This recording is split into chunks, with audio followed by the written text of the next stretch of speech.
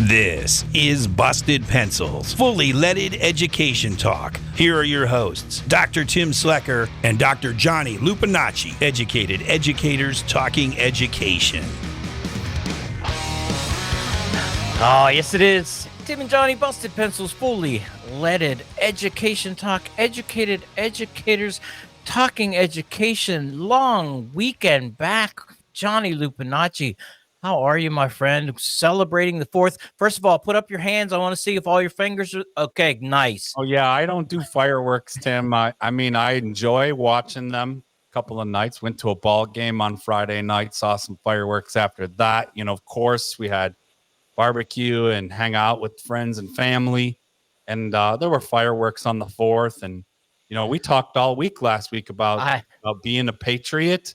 Yes. And, you know, about, you know, supporting democracy and, you know, lessons that Timothy Snyder gave us in terms of 20 things we can learn from the 21st century about, you know, avoiding tyranny. Tyranny, man. Come on. We're trying to get you right on that one. So it was a great weekend. You know, here we are coming off of that, and it's Monday. It's great to be with you. You know, so let's go. Yeah. Well, it's good. You know, I mean, first of all, though, too, Johnny, it's always great because Busted Pencils is sponsored by the Minocqua Brewing Company, who sued the state of Wisconsin to end that crazy, painful, hurtful voucher system that hurts public schools. Minocqua Brewing Company is making Wisconsin great again, one beer at a time. Check out MinocquaBrewingCompany.com to see where you can buy their progressive beer. And over the weekend, Johnny, you know, reminiscing, I started going through, I don't know, do you ever get hooked into like a YouTube kind of like tunnel where you're like, I got to see the next video. I got to see the next video. I got to see the next. Okay. You're looking at me like, no, it's never happened. I know what you're talking about. I avoid it because I don't like to get pulled into it, but I'll tell you, Tim, I do this with students. We do the how many YouTube videos until the algorithm has us believing that there could be a flat earth. Right. So just to build kind of understanding around how misinformation and disinformation exists, and to understand that sometimes like the parents or the families of the children that are coming to our classrooms have been informed by misinformation, and really how easy it is to sort of to build empathy around, hey, before you judge and you say, hey, that idiot that believes this, understand that the world we're in right now, we're only a few clicks away from a whole pathway, a whole algorithm that feeds you a lot of videos. So I try to avoid it in my life, but I do know it exists. Okay, but I didn't go down that hole. I just like I get in there and something plays off the other. And I was in there looking at Save Our Schools because we had interviewed Beth Lewis from Save Our Schools Arizona. Yep.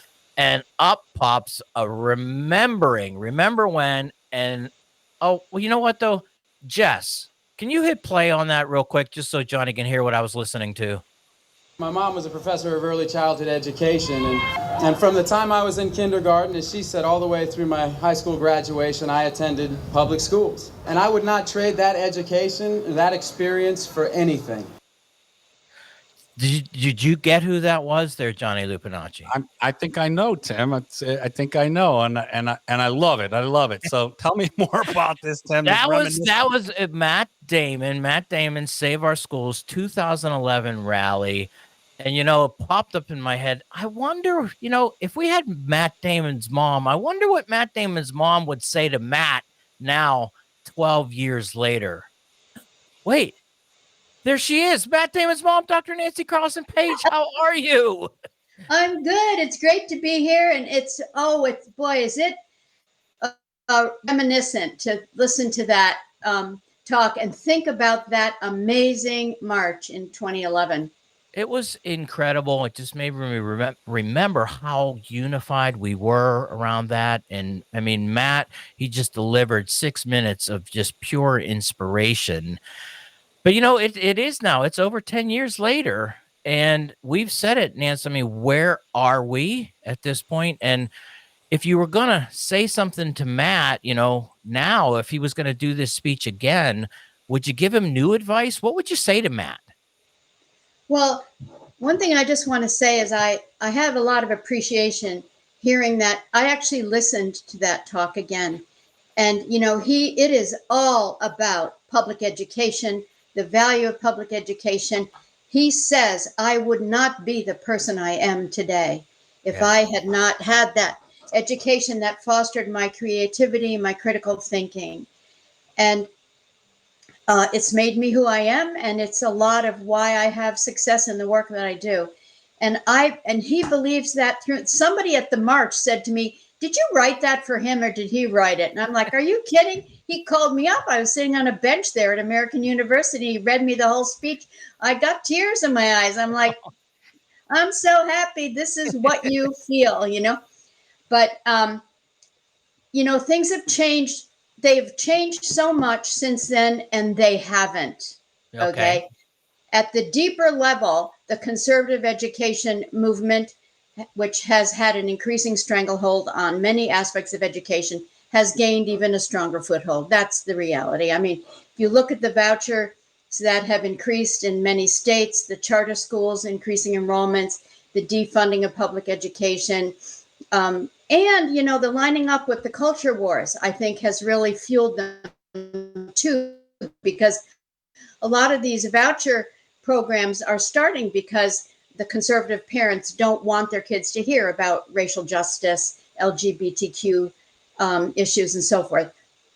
So, we're dealing with a more difficult situation than before, because in the beginning, when we had that SOS movement, we were unified. Actually, tens of thousands of people were there, mostly teachers, but parents and students also, who were feeling very strongly against standardized testing as the driver of education, Right. and against and pro public schools. That was sort of what was tying everybody together then.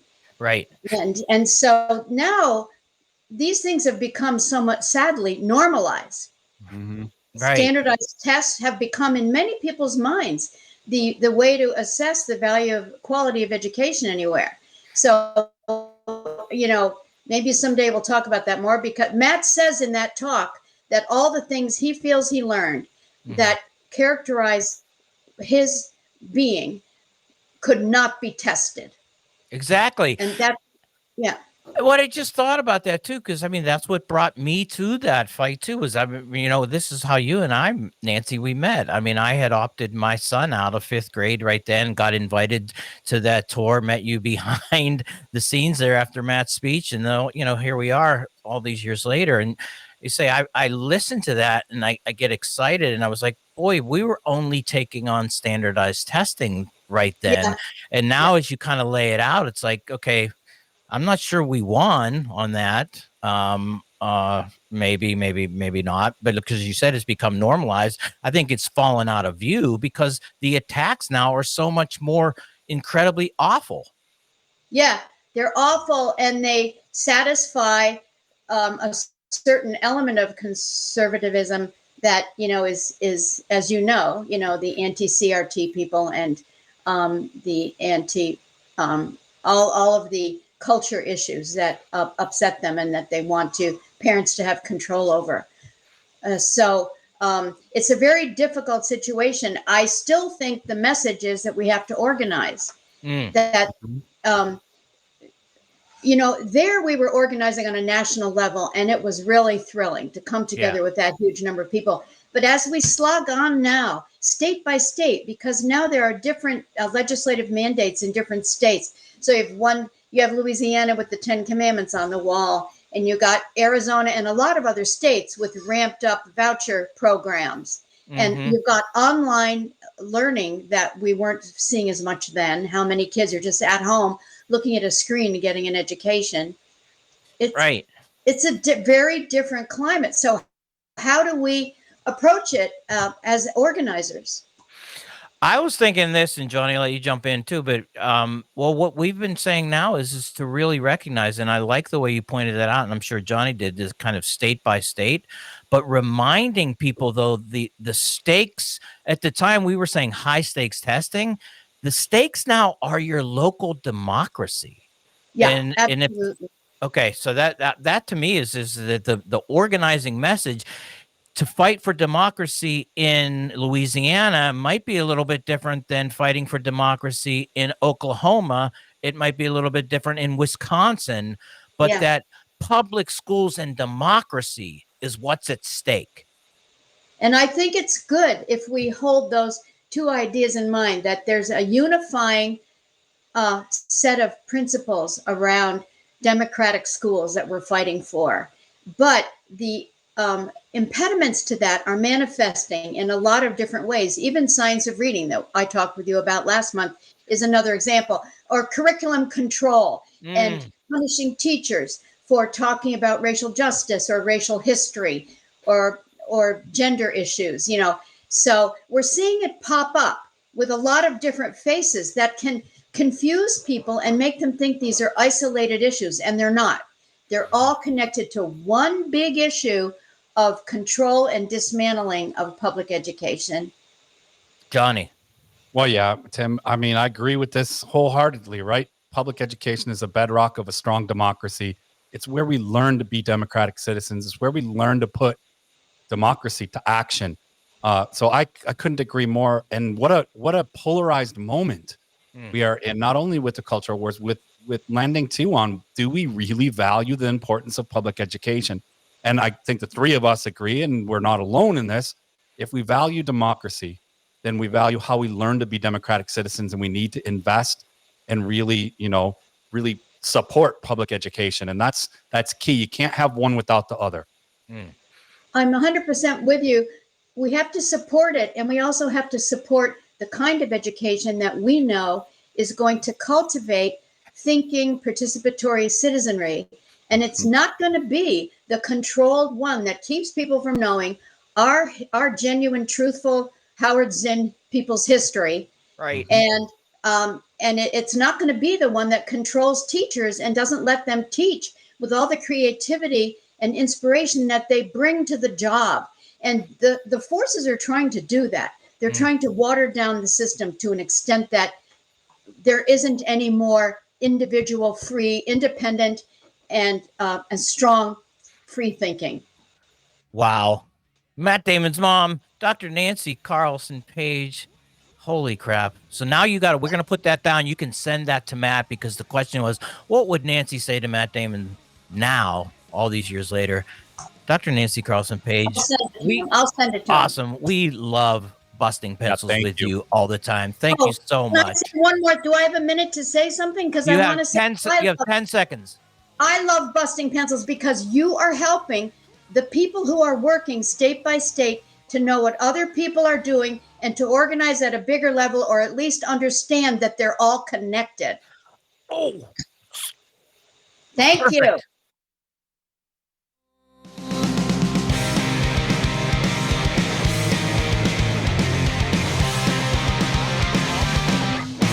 Oh, yeah. Busted Pencils, fully leaded education talk. Educated educators talking education. The number is 855-752-4842. Yeah, you can give us a call. Jump in there. Dr. Nancy Carlson Page, Matt Damon's mom, first segment. Always love busting pencils with her, Johnny. But we've got a great guest tonight, and I love the way that the guest here shows up on the show. Dr. Mike Moore. I'm just going to introduce him right away and be like, Mike, so the story of how Dr. Mike Moore comes onto the show. So you had listened to the interview we did with Jonathan Gurko about publicization. Correct. That then got me to get to the AQ, the National Teaching and College Conference. And I'm standing there in the between sessions looking at stuff, and I look at you and you look at me, and we make these eyes, and you come over and go, hey, do you mind if I sit here? Or we're standing there and eating dinner together. And then you went, wait. And I said, yeah, that's who how do you remember this happening, Mike? That is exactly right.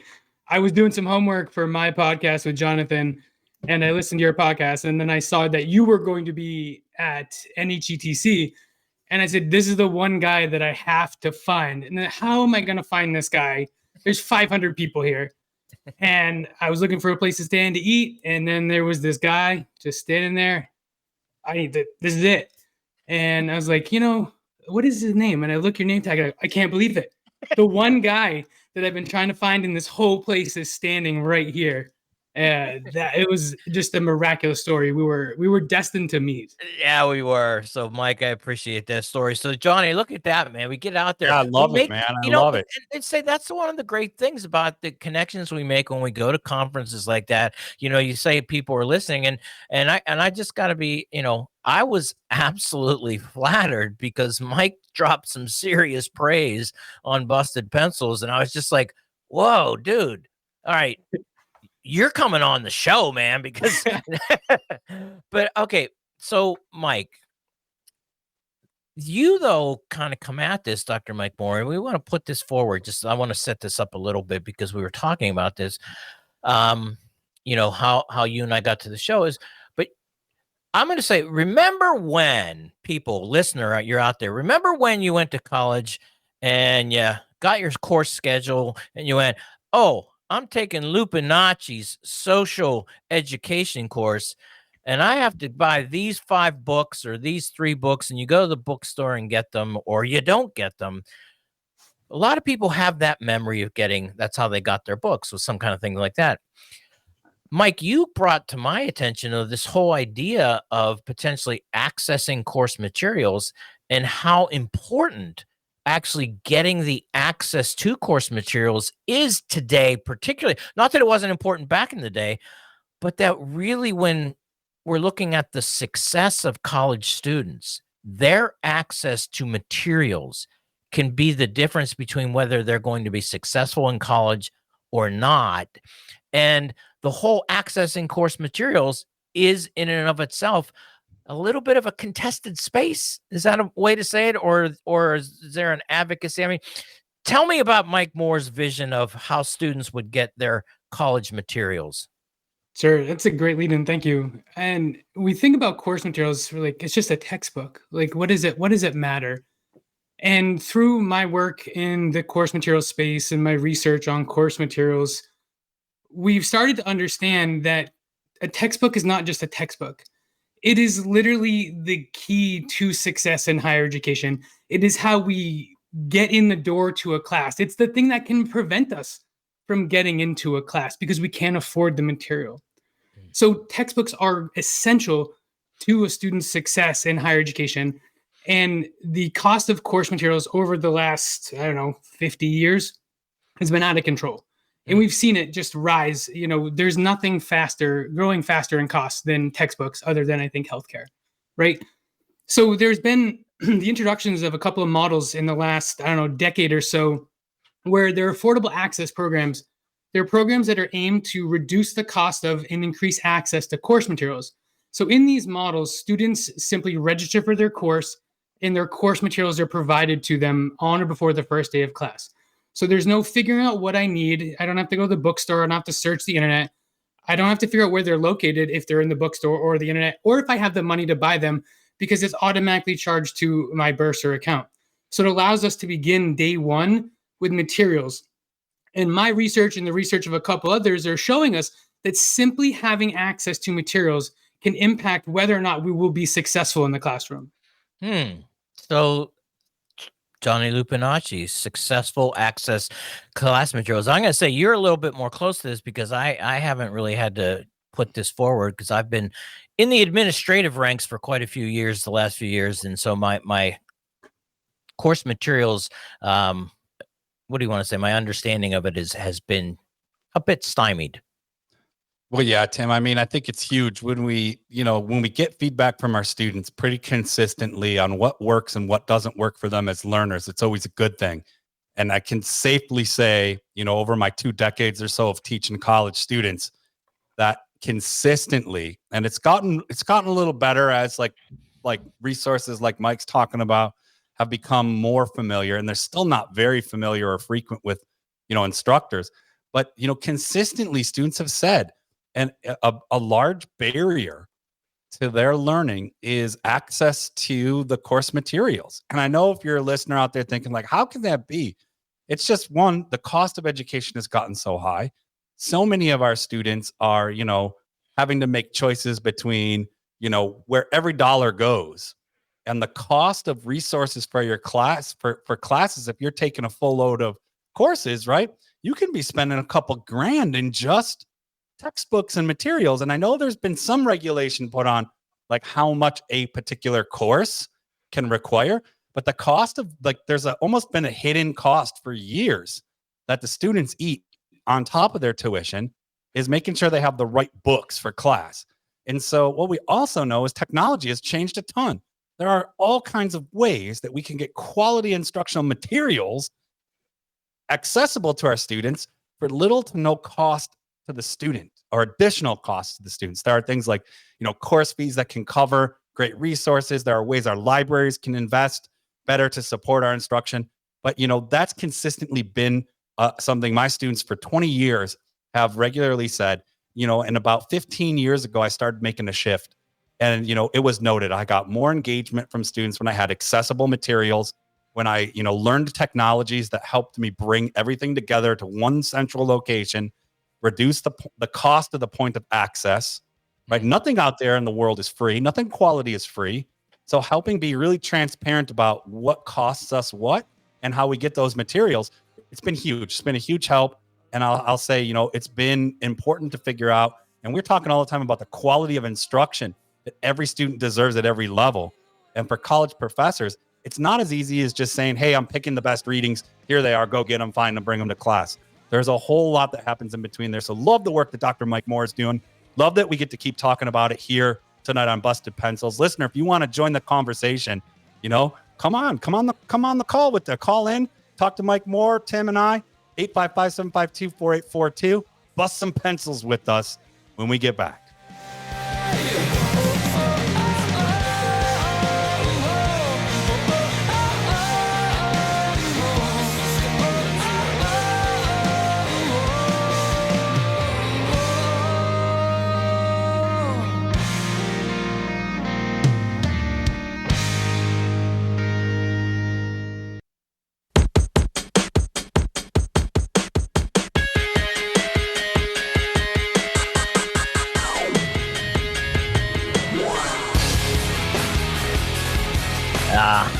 Busted Pencils, fully leaded education talk. Educated educators talking education. Our guest is Dr. Mike Moore. Course materials. I'll give you this. Course materials expert access to the whole idea. You're in college, you sign up for a course, and typically with that course, you have to get a book. Maybe not even a book, but all kinds of course materials. And boy, Mike, our meeting that we had in Minneapolis a couple of weeks ago just really brought this home to me, that's saying that, when students don't have access to those books, how challenging, yeah. Johnny, right? I mean, yeah, it's frustrating. And I talk to students all the time at a variety of different, types of institutions for learning. And it's common. They're just like, what's one of the most frustrating things? And they're like, when the course materials aren't accessible. And it's across the board. And I said, what's an example of that? And so, well, I was in this one art history class, and the book wasn't the right book. And they gave this, this PDF out to us. And I could barely read it. And, it was just hard to follow along. I just wanted to buy a book, but there wasn't a book. And then we had discussions, and it was more frustrating than the difficulty of the learning. And it was just in the way the whole time. And that kind of story is something I hear over and over. So I love this work, Dr. Mike Moore. Thanks for being here, man.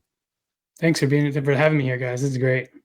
So Mike, though, when you're talking about this, access, and I'm just going to read a quote for you. Course materials interventions, and we want you to define what course materials interventions are not just about making course materials more affordable. They're about creating an educational environment where every student has an equal opportunity to succeed, regardless of their socioeconomic and cultural backgrounds.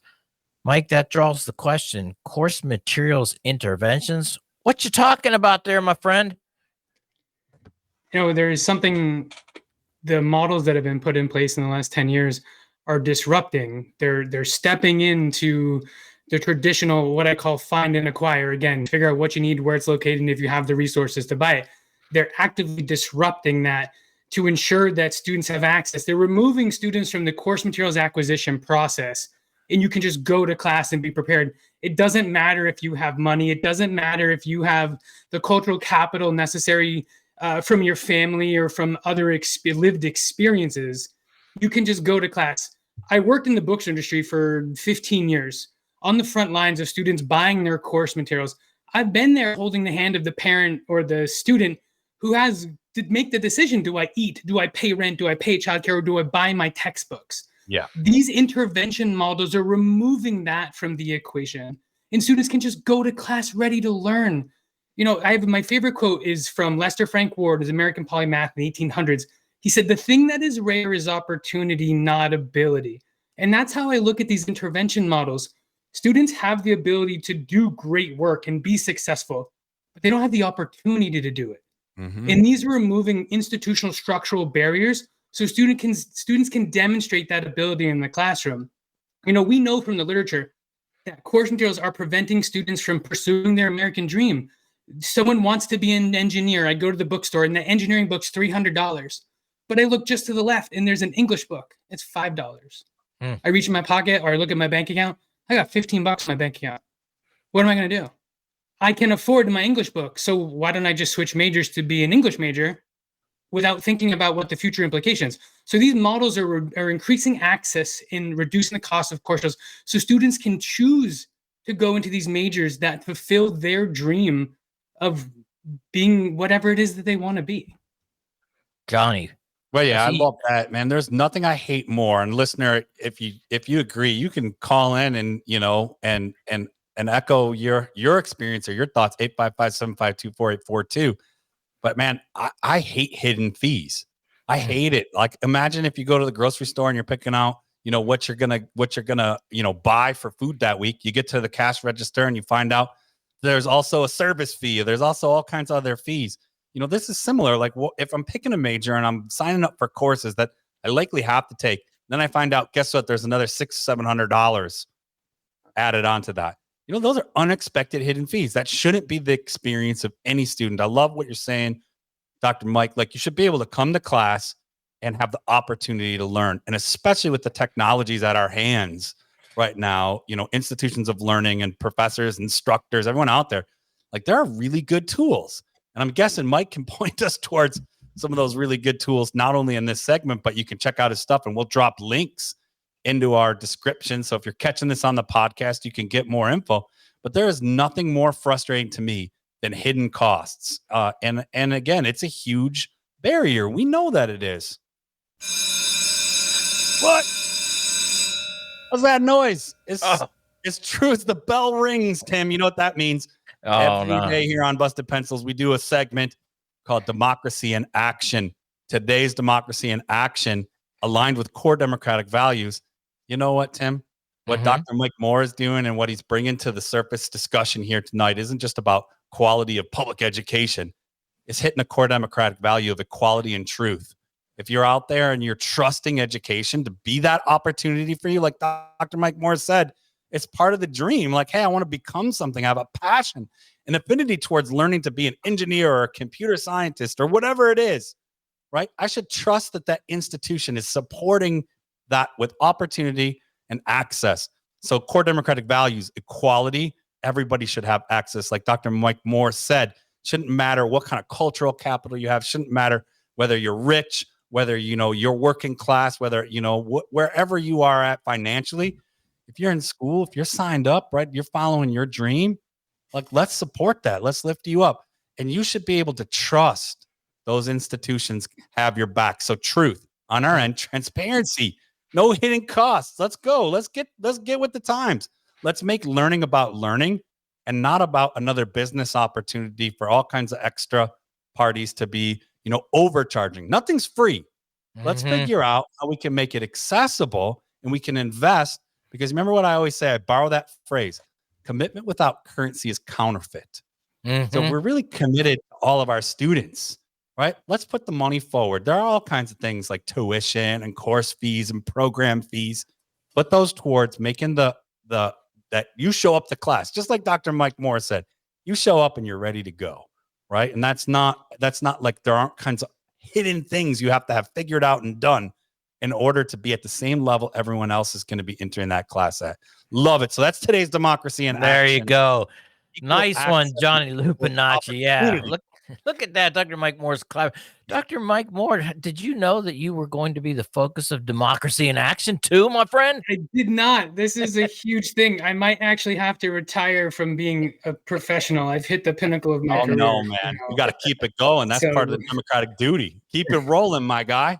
Just a couple though terms, and just to go back to so when we keep using this word access, right, and it's been a huge word, student, I mean, people need access to education.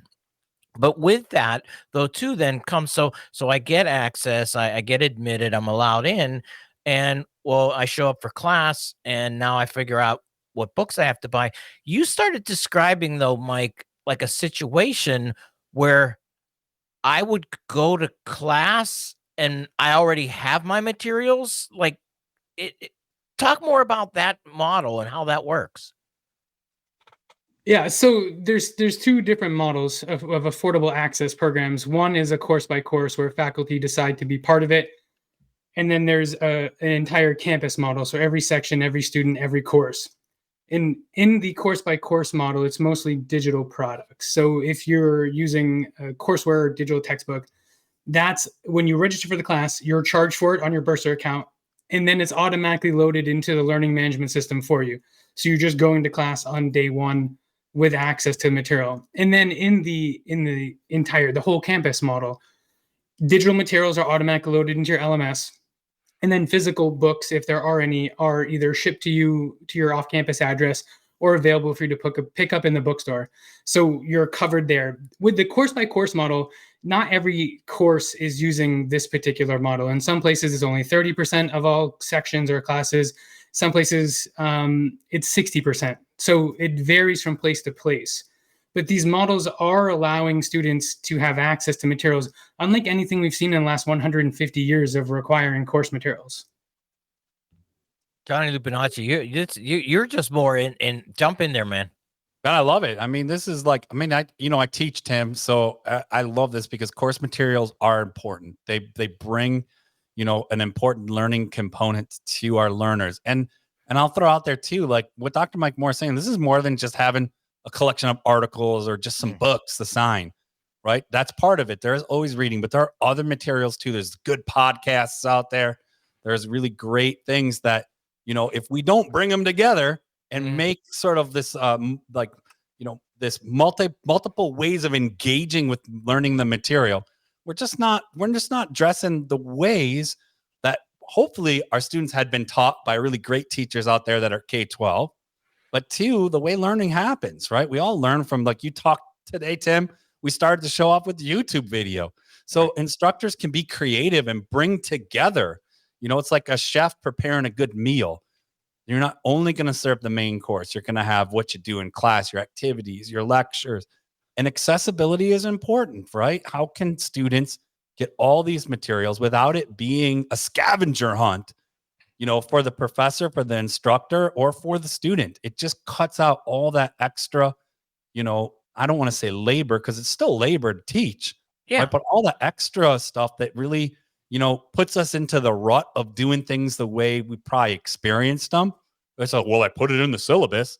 Well, that's like one thing, but like you got to have more than just a selection of readings. Right. And also, like let's really be intentional. Like really good teaching is about curating good materials. So love these options and ways Mike is kind of reintroducing us to and reminding us that we can do differently and we could do better. I love that. Mike, just thinking about that as we're coming in, Mike, I mean, you brought to my attention this whole idea of just realizing that the success of students is so dependent on their access to materials, and bringing that home and realizing that too. And, on top of the tuition. Now, I just want to understand. So course by course is one way, but then the whole, there was this thing I saw, First Day Complete it was my familiarity with one of these programs, which was our entire college participated in a First Day Complete. Give me a little rundown on how that works. Sure. So First Day Complete is just the name of the Barnes and Noble education solution. Every company will have a different name for what they do. So it's the campus wide model. So generally the way that works is that there's a per credit hour fee, 16, 17, 18, 20, $22. It depends on what's being adopted at the campus at the current time. And every year that fee is reevaluated. So if you're taking 3 credits and it's $20 per credit hour, that's $60 for a class. You take 5 classes, it's $300. So you're getting access to all of your materials for $300. Now, the important part of these programs is that students have to have the ability to opt out. So as a student, Johnny can say, you know what, I don't want to be part of this. I want to go figure out what I need and where, if I can find it cheaper. So these programs are required to have opt-outs. So if you decide that you don't want to be part of this program, you can just opt out. In some places, it's like a one-click opt-out. In some places, it may be a little bit more difficult, but I think we're seeing across higher education, there's a desire and a drive to making opting out of these programs a lot easier for students. So you can just one-click and then go figure out. But the cool part is you have until the census date to opt back in if you decide that you can't find your materials any other place. So I think it's really great. And these programs are a mix of traditional publisher content and open educational resources. So the two go hand in hand. They're both really part of the future of course materials acquisition and delivery, traditional publisher content and open educational resources. Mike, I got to say, I mean, right now there's a listener out there going, I did not know. Mike, where can somebody find more information? Your webpage is the best place to start? Yeah, you can go to my website, coursematerialsresearch.com. Super easy. That has all of my current research and a blog where I talk about course materials in different aspects. I like to try to connect course materials and the idea of access to different things like retention theory, Tinto Aston, learning by doing, all those other things, just the theory in education and what it means to have access. Mike Moore, thanks for Busted Pencils. Johnny and Tim, back after the break.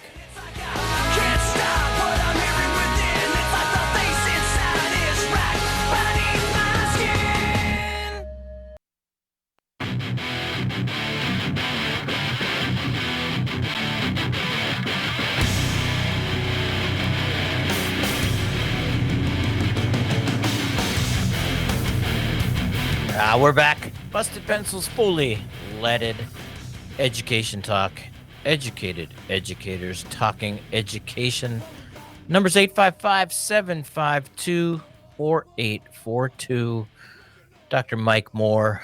Access to course materials. Johnny, I said, met him at the conference, and I like, as long as I've been teaching in college and stuff, didn't realize the kind of disconnect, because I would just put in my syllabus, here's the book, here are the readings that you need, and kind of just say, hey, students, go get them, and didn't think about the fact that, who didn't have access. I mean, some of them talked to me about that, but it just brought home to me. So that's why I'm like, Mike, I got to have you on the show because I want to talk about this because, Johnny, we talk about public education and access and college and learning and access too. And the way you connected that to those core democratic values, like, this is why I knew there was something here that Dr. Mike Moore was going to be talking about. Well, I love it. And Tim, there's nothing I love more than a face-to-face connection, especially like you and Mike had, where you share a moment. You're really like, hey, it's all hands on deck when we're talking about quality public education. It's all the way from our early educators, the people taking care of young children out there and teaching them, what it means to be in community and be together as learners, but also as citizens.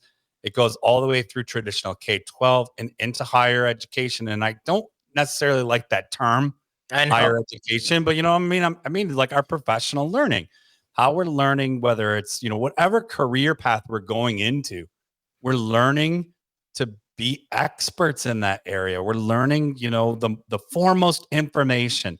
So whether that's professional development or what it is, I love that when there's a personal connection and people who are working on that, who believe it can be done better, who know that it can be done better, dedicate time and energy towards research, which is a really important aspect. We talk about it all the time.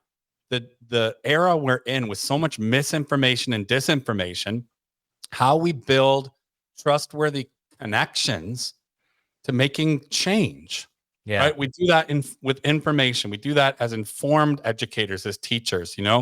Dr. Mike Moore talked about his brother, Derek, who's a math teacher in Maine. I love my math teachers out there.